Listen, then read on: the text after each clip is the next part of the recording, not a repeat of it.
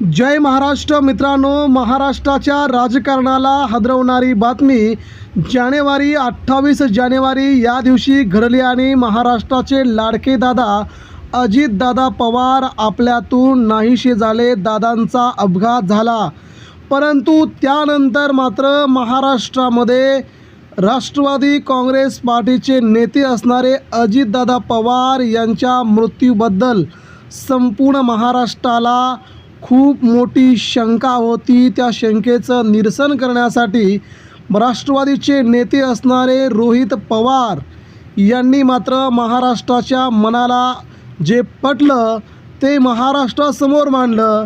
दादांचा अपघात नाही तर दादांचा घातपात झाला आहे आणि तो घातपात या लोकांनी केला आहे. हे रोहित पवारांचे त्यावेळचे बोलणं आता मात्र कुठेतरी खरं होताना दिसत आहे. अजितदादांचे मारेकरी आता मित्रांनो सगळ्यांच्या समोर येताना दिसत आहेत. अजितदादा पवार यांचा अपघात करण्यासाठी काही लोकांनी तशा प्रकारचं प्लॅनिंग केलं होतं, असा सगळ्यात मोठा गौप्यस्फोट सध्या रोहित पवार यांनी केला आहे. राज्यामध्ये काही लोकांना अजितदादा पवार यांची सत्ता पटत नव्हती, म्हणूनच काही लोकांनी षडयंत्र केलं आणि अजितदादांना संपवल्याचा सगळ्यात मोठा खळबळजनक दावा आता पुढे येतोय. दादांचे मारेकरी कोण असतील याची रोहित पवारांनी नावच सांगितली.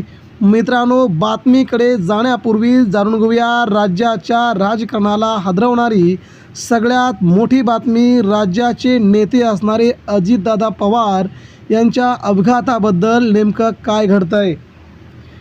मित्रांनो, गेल्या महिनाभरापासून महाराष्ट्रामध्ये भोंदूबाबा अशोक खरातचं प्रकरण प्रचंड प्रमाणे गाजत आहे.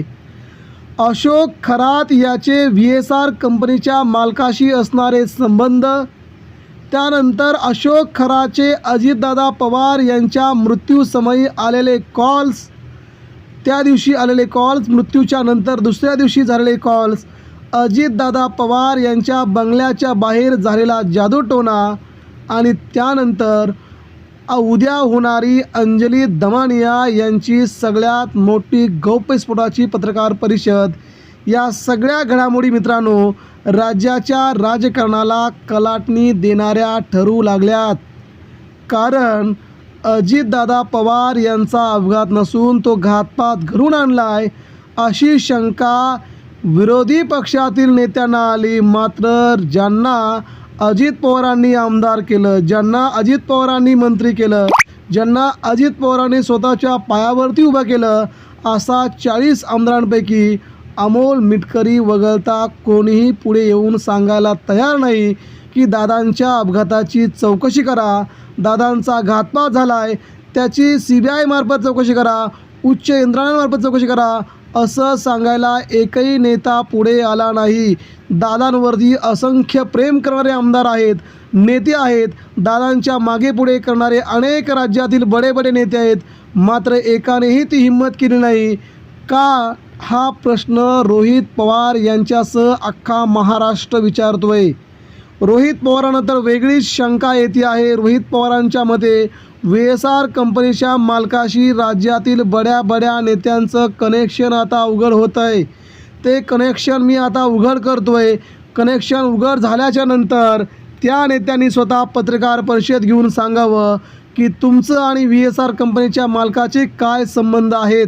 मित्रांनो, इथपर्यंत रोहित पवारांनी सरळ थेट आरोप केले आहेत.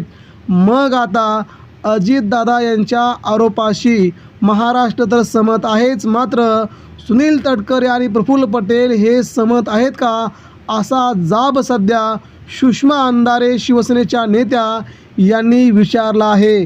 रोहित पवार खरंच आपल्या काकांच्या घातपाताविषयी साशंक आहेत, त्यामुळे त्यांनी महाराष्ट्रामध्ये जीवाचं रान उठवलं आहे आणि या अपघाताची चौकशी झाली पाहिजे हे त्यांनी मनापासून संपूर्ण महाराष्ट्राला सांगितलं आहे.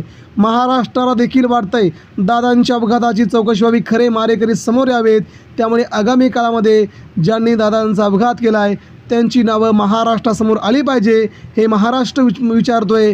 तेव्हा आगामी काळात सरकारने याची काळजी घेऊन सगळ्यांची नावांची यादी महाराष्ट्रात द्यावी, त्यांच्यावरती कठोर कारवाई व्हावी अशी मागणी महाराष्ट्र करत आहे।